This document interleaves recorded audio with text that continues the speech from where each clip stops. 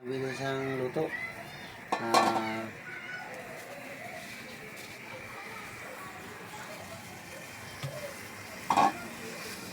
Kalamis na ginataan, mabilisan lang. Nagagataan po ito. Kung kayo ay masamang pakaramdam, masamang panlasa niya, maganda po itong gulay. Hindi lang po ito pang-asim. Panoorin niyo po kung paano natin gagawin siyang gulay. Tubig po. Last. Kalamyas po, asin po natin saglit yung asim niya.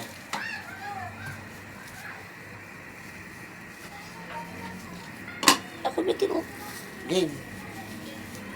Bala natin siya. Okay, hintayin natin siyang umulo. Hintayin natin mga guys. Mabilisan lang to. So, ayan. Umulo na siya. So, halilan natin ng konti. Nagyan na po yung asim niya. Kayo po ay sasawa na sa ibang ulam. So, makapag-luto na siya. So, mabayaan natin siya umulo na. Ibalagin natin.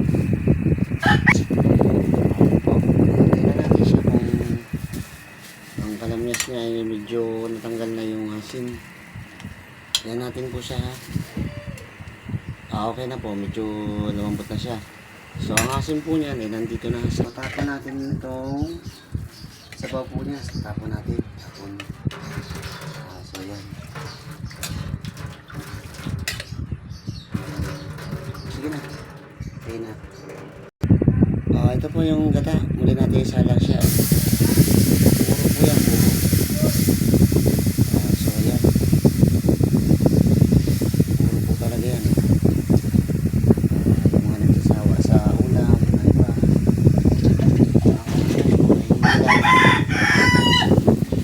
Hindi lang po ginagawa mga asin. Nagugulay po yan. Pinakakaalam po nito na ginugulay din itong kalamis. Kaso hindi ko po hindi alam.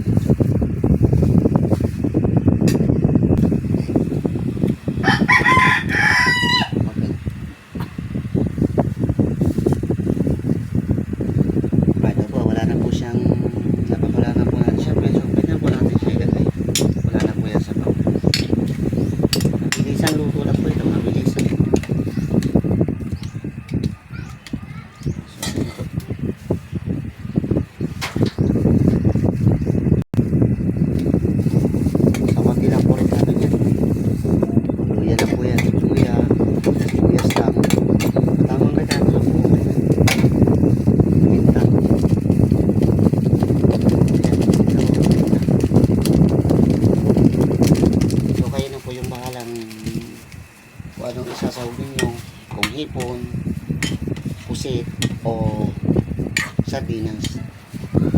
So, nagtatrabaho sa mga factory, kung ano man, nagbibili sa laluto nyo.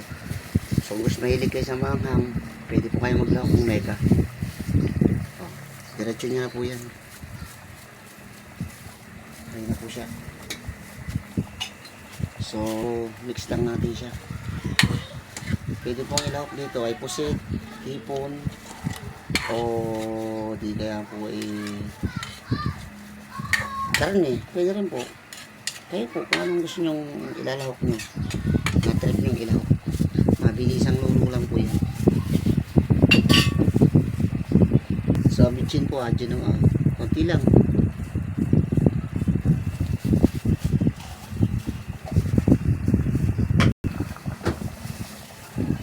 So, asin po. Okay. Masarap po yan kung meron kayong pritong isda. So, medyo i-mix lang po natin ng kaunti ang kanyang gata.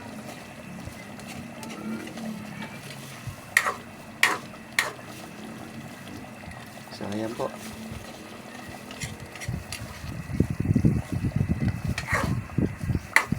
Hindi po ang kalamyas ay ginagamit lamang sa pang-asim. Nagugulay rin po yan.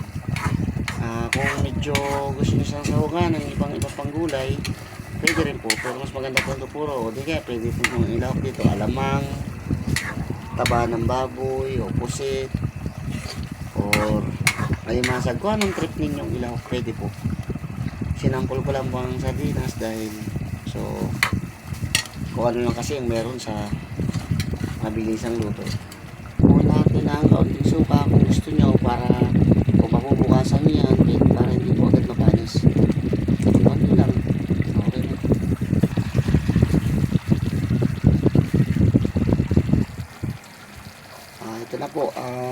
medyo so, nagmamantika na siya.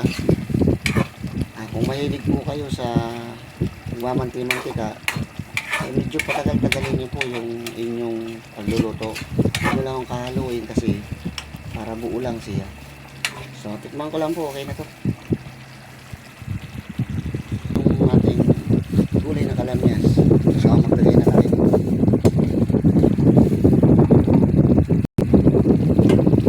Alala po, ito po ay nagugulay din ang kalamyas.